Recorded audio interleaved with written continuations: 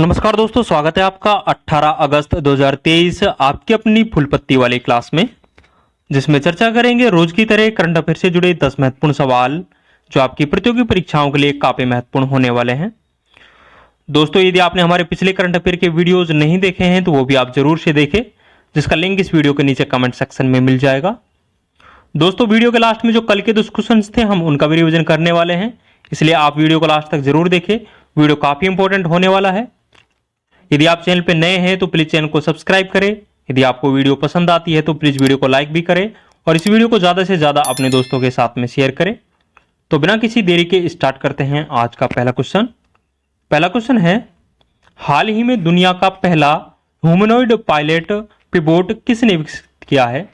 तो हाल ही में दुनिया का पहला पायलट जो पिवोट है ये दक्षिण कोरिया के द्वारा विकसित किया गया है। इसकी लंबाई 160 सेंटीमीटर इसकी लंबाई है और इसका वजन है जो 65 किलोग्राम इसका वजन है। इसका जो प्रमुख कार्य होने वाला है, ये बातचीत कर सकता है, संवाद कर सकता है और बिना किसी गलती के ये उड़ान भर सकता है। तो ये इसके प्रमुख कार्य होने वाले हैं और इस पहला ह्यूमनॉइड पायलट पिवोट को विकसित है जो दक्षिण कोरिया के द्वारा किया गया है। तो ये आपको ध्यान रखना है। कुछ ललन टॉप बातें और ध्यान रखेंगे। आज ललन टॉप में संविधान संशोधन से संबंधित जितने भी इंपॉर्टेंट पॉइंट्स बनेंगे वो हम डिस्कस करने वाले हैं, तो ये वीडियो आप लास्ट तक जरूर देखें। पहला संविधान संशोधन 1951 में होता है। इसके तहत 9वीं अनुसूची को जोड़ा गया था जो कि भूमि सुधार से संबंधित है। 7वें संविधान संशोधन 1956 के तहत फजल अली कमीशन का गठन किया गया था, जैसे कि राज्य पुनर्गठन आयोग बनाया गया था इसकी सिफारिश से। इसके तहत 14 राज्य और 6 यूटी मतलब केंद्र शासित प्रदेश का गठन किया गया था। 13वां संविधान संशोधन 1962 के तहत नागालैंड जो राज्य है इसके लिए विशेष उपबंध प्रदान किए गए हैं, तो ये आपको ध्यान रखना है। दोस्तों, आगे बढ़ने से पहले मैं आपको बता दूं, इन सभी 10 क्वेश्चंस की जो पीडीएफ है वो हमारे टेलीग्राम चैनल जीनेस्टॉक पर मिल जाएगी, जिसका लिंक इस वीडियो के नीचे कमेंट सेक्शन में दिया हुआ है। यहाँ जाकर आप ये पीडीएफ डाउनलोड कर सकते हो।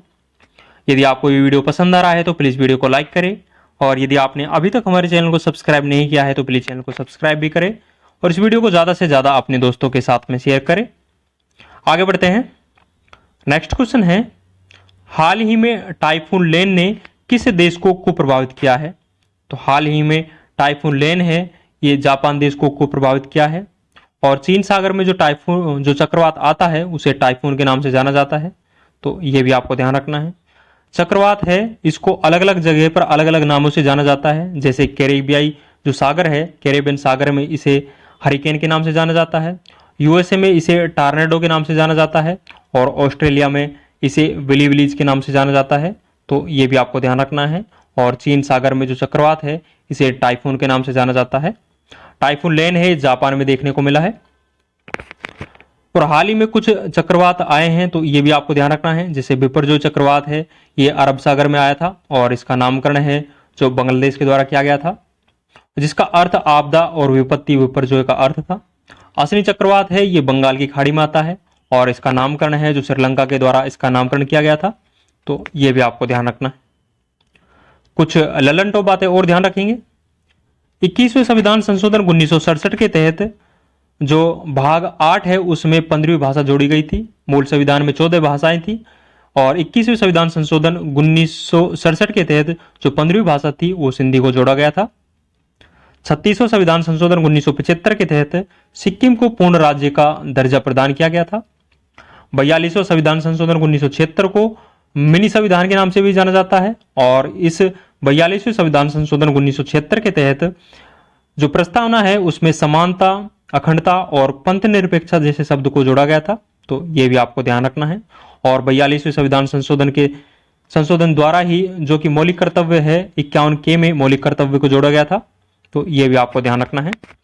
44वां संविधान संशोधन 1978 के तहत जो संपत्ति का अधिकार था, पहले ये मौलिक अधिकार था, इसको मौलिक अधिकारों की श्रेणी से हटाकर इसे एक लीगल राइट करार है जो कि 44वें संविधान संशोधन 1978 के तहत प्रदान किया गया था और वर्तमान में जो संपत्ति का अधिकार है वो अनुच्छेद 300A में शामिल है, तो ये भी आपको ध्यान रखना है।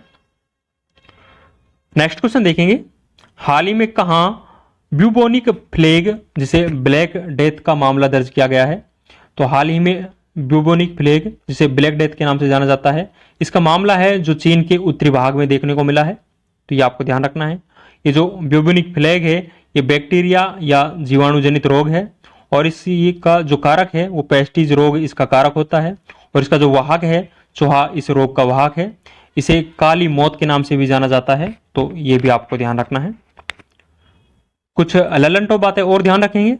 52वां संविधान संशोधन 1985 के तहत 10वीं अनुसूची को जोड़ा जाता है। 10वीं अनुसूची है जो दल बदल से संबंधित है। 61वें संविधान संशोधन 1989 के तहत जो मतदान की आयु 21 वर्ष थी इसे घटाकर 18 वर्ष कर दिया गया था। 69वें संविधान संशोधन 1991 के तहत दिल्ली एनसीआर से संबंधित है जो कि आर्टिकल 239 ए है। 73वां संविधान संशोधन 1992 है जो कि पंचायत राज से संबंधित है और 11वीं अनुसूची को 73वें संविधान संशोधन 1992 के तहत जोड़ा गया था। और ये जो पंचायत राज है ये लागू है जो 24 अप्रैल 1993 से ये लागू होता है, इसलिए 24 अप्रैल को पंचायत राज दिवस के रूप में भी सेलिब्रेट किया जाता है। इसमें टोटल 29 विषय शामिल है। तो ये आपको ध्यान रखना है। नेक्स्ट क्वेश्चन है, हाल ही में किस भारतीय मूल के अमेरिकी अर्थशास्त्री को हार्वर्ड विश्वविद्यालय के जॉर्ज लेडली पुरस्कार से सम्मानित किया गया है? तो हाल ही में जॉर्ज लेडली पुरस्कार जो कि हार्वर्ड विश्वविद्यालय के द्वारा प्रदान किया जाता है, तो ये जॉर्ज लेडली पुरस्कार है ये राज चेट्टी को प्रदान किया गया है जो कि भारतीय मूल के अमेरिकी अर्थशास्त्री है। कुछ ललनटो बातें और ध्यान रखेंगे। 74वें संविधान संशोधन के तहत अनुसूची 12 को जोड़ा गया था। जो अनुसूची 12 है ये नगर निकाय से संबंधित है और इसमें टोटल 18 विषय शामिल है। 86वां संविधान संशोधन के तहत आर्टिकल 21 ए को जो कि शिक्षा का अधिकार है इसको मौलिक अधिकारों की श्रेणी में जोड़ा गया था और ये आर्टिकल 21 ए में शामिल है। 89वां संविधान संशोधन 2003 के तहत जो national commission for scheduled caste है इससे अलग होकर national commission for scheduled tribe बनाया गया था जो कि आर्टिकल 338 ए है और national commission for scheduled caste है ये आर्टिकल 338 ए में है। तो ये आपको ध्यान रखना है। 71वें संविधान संशोधन के द्वारा जो कि अनुसूची 8 में 15 भाषाएं पहले शामिल थी उसमें 3 भाषाएं और जोड़ी गई थी, नेपाली, मणिपुरी और कोंकणी। तो इसे आप नमक के नाम से भी ध्यान रख सकते हो। तो 71वें संविधान संशोधन के द्वारा अनुसूची 8 में 3 भाषाएं जोड़ी गई थी, नेपाली, मणिपुरी और कोंकणी। और 92वें संविधान संशोधन 2003 के तहत 4 भाषाएं और जोड़ी गई थी जिसमें बोडो, डोगरी, संथाली और मैथिली भाषाएं शामिल थी। इस तरह से अनुसूची 8 में टोटल 22 भाषाएं हो जाती हैं। मूल संविधान में 14 भाषाएं थी और वर्तमान में 22 भाषाएं शामिल है। तो ये आपको ध्यान रखना है। नेक्स्ट क्वेश्चन है, भारत का पहला ड्रोन प्रशिक्षण केंद्र कहां स्थापित किया जाएगा? तो भारत का पहला ड्रोन प्रशिक्षण केंद्र है ये तमिलनाडु में स्थापित किया जाएगा। तमिलनाडु का जो श्री पेरबंदूर नामक स्थान है यहाँ पर इस ड्रोन प्रशिक्षण केंद्र को स्थापित किया जाएगा जो कि भारत का पहला ड्रोन प्रशिक्षण केंद्र होगा। और हाल ही में तमिलनाडु का जो थूथुकुडी जिला है ये भी चर्चा में रहा था। हाल ही में जो थूथुकुडी जिला है इसके आतुर पान के पत्ते को जीआई टैग प्रदान किया गया है। थूथुकुडी जिले में भारत का पहला प्रतिष्ठित स्थल संग्रहालय है ये स्थापित किया जाएगा जो कि थूथुकुडी जिले का जो आदि चनलेर नामक स्थान है यहाँ पर इसको स्थापित किया जाएगा। और थूथुकुडी जिले में ही इसरो के द्वारा छोटे उपग्रह के प्रक्षेपण के लिए केंद्र स्थापित किया गया है। तो ये भी आपको ध्यान रखना है। कुछ ललनटो बातें और ध्यान रखेंगे।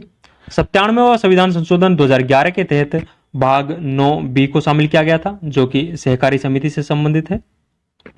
99वें संविधान संशोधन 2015 के तहत राष्ट्रीय न्यायिक नियुक्ति आयोग का गठन किया गया था और बाद में इसे संविधान जो सुप्रीम कोर्ट है उसके द्वारा असंवैधानिक करार घोषित कर दिया गया था। और भारतीय संविधान में एकमात्र संशोधन है जिसे संविधान जो सुप्रीम कोर्ट है उसके द्वारा असंवैधानिक करार है जो दिया गया है। 100वां संविधान संशोधन 2015 के तहत 3B का कॉरिडोर होता है जो कि भारत और बांग्लादेश के मध्य में होता है। 101वां संविधान संशोधन 2016 के तहत जीएसटी से संबंधित है। जीएसटी है जो एक समवर्ती सूची पर लगने वाला अप्रत्यक्ष कर है और जीएसटी लागू है जो 1 जुलाई 2017 से जीएसटी को लागू किया गया था। तो ये भी आपको ध्यान रखना है। नेक्स्ट क्वेश्चन है, हाल ही में देश का पहला नाइट स्ट्रीट रेसिंग सर्किट कहां स्थापित किया जाएगा? तो देश का पहला नाइट स्ट्रीट रेसिंग सर्किट है, ये चेन्नई में स्थापित किया जाएगा। इस सर्किट की कुल लंबाई 3.5 किलोमीटर इसकी कुल लंबाई है, मतलब 3.5 किलोमीटर इस सर्किट की लंबाई रहने वाली है। और हाईएस्ट स्पीड है जो इस सर्किट पर 240 किलोमीटर प्रति घंटा इस सर्किट पर हाईएस्ट स्पीड रहने वाली है। तो ये भी आपको ध्यान रखना है। ये जो सर्किट है इसमें दिसंबर 2023 में फर्स्ट नाइट फॉर्मूला 4 चैंपियनशिप का आयोजन होने वाला है। तो ये भी आपको ध्यान रखना है। कुछ ललनटो बातें और ध्यान रखेंगे। 102वां संविधान संशोधन 2018 के तहत अन्य पिछड़ा आयोग का गठन किया गया था। 103वां संविधान संशोधन 2019 के तहत ईडब्ल्यूएस को 10% आरक्षण प्रदान किया गया था और आर्टिकल 15(6) और 16(6) इसके तहत जोड़ा गया था। 104वां संविधान संशोधन 2019 के तहत SC/ST जो सीटों का आरक्षण है उसे 10 साल के लिए बढ़ाया गया था और जो एंग्लो इंडियन की सीटों का आरक्षण था उसको समाप्त कर दिया गया था। 105वां संविधान संशोधन 2021 है जो कि अभी तक नवीनतम संशोधन है। और ओबीसी में कौन सी जातियां शामिल होगी ये राज्य सरकार तय करेगी। तो ये 105वां संविधान संशोधन है जो इसी से संबंधित है। नेक्स्ट क्वेश्चन देखेंगे। हाल ही में विप्रो ने generative AI centre for of excellence कहां लॉन्च किया है? तो हाल ही में विप्रो के द्वारा generative AI centre of excellence है जो IIT दिल्ली में स्थापित किया है। तो ये आपको ध्यान रखना है। हाल ही में चैट GPT है जो OpenAI के द्वारा लॉन्च किया गया है, बार्ड को गूगल के द्वारा लॉन्च किया गया है और गीगा जो GPT है इसको रूस के द्वारा लॉन्च किया गया है। तो ये आपको ध्यान रखना है। और आपको कमेंट सेक्शन में बताना है कि हाल ही में AI आधारित न्यूज एंकर लीसा को लॉन्च किया गया है। लीसा को कहां से लॉन्च किया गया है इसका आंसर आप कमेंट सेक्शन में जरूर बताएं। कुछ ललनटो बातें और ध्यान रखेंगे। फर्स्ट अनुसूची है इसमें भारत के 28 राज्य और 8 केंद्र शासित प्रदेशों का उल्लेख है। सेकंड जो अनुसूची है इसमें विभिन्न जो पदाधिकारी है उनके वेतन भत्ते और पेंशन का उल्लेख है। तीसरी अनुसूची में पदाधिकारियों की शपथ का उल्लेख है। और जो चौथी अनुसूची है इसमें राज्यसभा की जो सीटें हैं उनका बंटवारा है। तो ये आपको ध्यान रखना है। नेक्स्ट क्वेश्चन है, हाल ही में दिवंगत हुए डॉक्टर VS अरुणाचलम कौन थे? तो हाल ही में डॉक्टर VS अरुणाचलम का निधन हो गया है। ये एक वैज्ञानिक थे।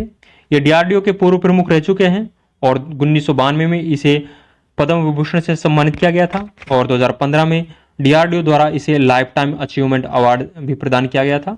तो ये भी आपको ध्यान रखना है। और हाल ही में मोहम्मद हबीब का भी निधन हो गया है।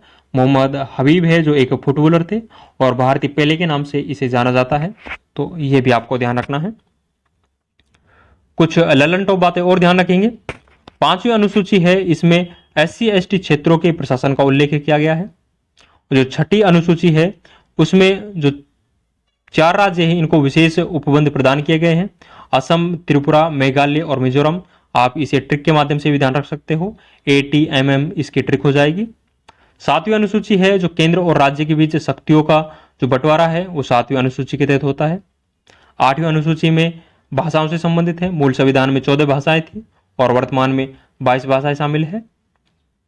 नेक्स्ट क्वेश्चन है, हाल ही में लगातार दूसरी बार ICC player of the month का खिताब जीतने वाली पहली महिला क्रिकेटर कौन है? तो हाल ही में ICC के द्वारा जुलाई मंथ का प्लेयर ऑफ द मंथ का जो खिताब है वो अर्शले बार्टी को प्रदान किया गया है जो कि ऑस्ट्रेलिया की गेंदबाज है। और जुलाई मंथ का जो पुरुष क्रिकेटर ऑफ द मंथ है ये अवार्ड क्रिस वोक्स को प्रदान किया गया है और ये इंग्लैंड के तेज गेंदबाज है। तो ये भी आपको ध्यान रखना है।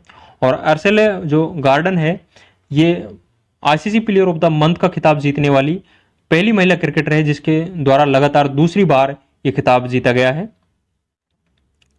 कुछ ललनटो बातें और ध्यान रखेंगे। 9वीं अनुसूची है इसे प्रथम संविधान संशोधन के तहत जोड़ा गया था और ये भूमि सुधार से संबंधित है। 10वीं अनुसूची है जो दल बदल से संबंधित है और 52वें संविधान संशोधन के तहत इसे जोड़ा गया था।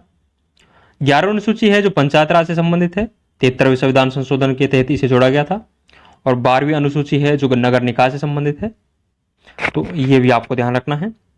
आज का अंतिम क्वेश्चन देखेंगे। अंतिम क्वेश्चन है, हाल ही में ग्रामीण क्षेत्रों में डिजिटल सशक्तिकरण के लिए ग्रामीण मित्र योजना किसने प्रारंभ की है? तो ग्रामीण मित्र योजना है ये गोवा के द्वारा प्रारंभ की गई है।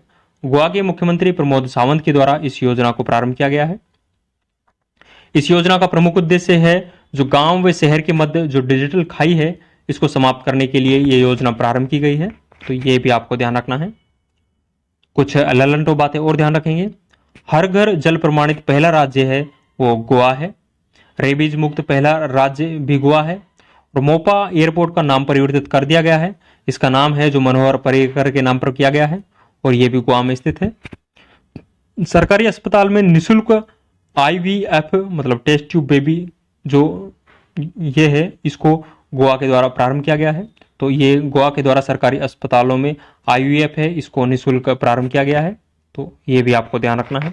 और आपको एक आंसर बताना है कि हर घर जल प्रमाणित पहला जिला कौन सा है। तो इसका आंसर आप कमेंट सेक्शन में जरूर बताएं। दोस्तों आज के 10 इंपॉर्टेंट क्वेश्चंस हमने डिस्कस किए हैं। जो कल के 10 क्वेश्चंस थे उनका भी एक बार क्विक रिवीजन कर लेते हैं। जिसमें पहला क्वेश्चन था हाल ही में भारतीय नौसेना ने पहली बार किस देश में आयोजित बहुराष्ट्रीय SEACAT 2023 अभ्यास में भागीदारी की है। तो ये अभ्यास है जो सिंगापुर में आयोजित हुआ है। नेक्स्ट है हाल ही में CSIR NBRI ने लोटस की कौन सी किस्म लॉन्च की है। तो लोटस की नमो 108 किस्म लॉन्च की है। नेक्स्ट है AWEIL कानपुर द्वारा निर्मित भारत की पहली लंबी दूरी की रिवॉल्वर कौन सी है। तो भारत की पहली लंबी दूरी की रिवॉल्वर है जो प्रबल है। नेक्स्ट है हाल ही में आयोजित नवरोज नववर्ष का संबंध किससे है। तो नवरोज जो नववर्ष है इसका संबंध पारसी समुदाय से है। नेक्स्ट है हाल ही में G20 डिजिटल आर्थिक कार्य समूह और डिजिटल आर्थिक मंत्री स्तरीय बैठक का आयोजन कहाँ किया गया है। तो इस बैठक का आयोजन है जो बेंगलुरु के अंदर किया गया है और ये 4th बैठक थी। नेक्स्ट है हाल ही में केंद्र सरकार ने PM ई-बस सेवा पहल के तहत कितनी ई-बसों को प्रारंभ करने की मंजूरी प्रदान की है। तो 10,000 ई-बसों को प्रारंभ करने की मंजूरी है जो प्रदान की गई है। नेक्स्ट है हाल ही में केंद्रीय पशुपालन और डेयरी मंत्री पुरुषोत्तम रूपाला ने ए हेल्प कार्यक्रम कहां प्रारंभ किया है। तो ये ए हेल्प कार्यक्रम है ये गुजरात के अंदर प्रारंभ किया गया है। नेक्स्ट क्वेश्चन है हाल ही में डायचे बैंक इंडिया द्वारा जारी रिपोर्ट के अनुसार देश में राजकोषीय स्वास्थ्य के मामले में शीर्ष स्थान पर कौन सा राज्य स्थित है। तो शीर्ष स्थान पर महाराष्ट्र है, सेकंड स्थान पर छत्तीसगढ़ है और अंतिम स्थान है जो पश्चिम बंगाल का है। नेक्स्ट क्वेश्चन है सुलभ इंटरनेशनल के संस्थापक कौन है जिनका हाल ही में निधन हुआ है। तो बिंदेश्वर पाठक है, इनका निधन हो चुका है और ये सुलभ इंटरनेशनल के संस्थापक थे। कल का अंतिम क्वेश्चन था हाल ही में भारत सरकार ने किसे LIC के प्रबंधक निदेशक के रूप में नियुक्त किया है। तो हाल ही में LIC के जो MD के रूप में नियुक्त किया गया है वो R दुर्ईस्वामी को नियुक्त किया गया है। तो ये भी आपको ध्यान रखना है। दोस्तों ये आज और कल के 10 इंपॉर्टेंट क्वेश्चंस हमने डिस्कस किए हैं जो कि आपकी परीक्षाओं की दृष्टि से काफी इंपॉर्टेंट है। जो आज के 10 क्वेश्चन हैं इनकी PDF हमारे टेलीग्राम चैनल जीनेस्टॉक पर मिल जाएगी जिसका लिंक इस वीडियो के नीचे कमेंट सेक्शन में दिया हुआ है। यहां जाकर आप ये PDF डाउनलोड कर सकते हो। दोस्तों यदि आपको वीडियो पसंद आया है तो प्लीज वीडियो को लाइक करें और यदि आपने अभी तक हमारे चैनल को सब्सक्राइब नहीं किया है तो प्लीज चैनल को सब्सक्राइब भी करें और इस वीडियो को ज्यादा से ज्यादा अपने दोस्तों के साथ में शेयर करें। आज के लिए बस इतना ही, मिलते हैं नेक्स्ट वीडियो में।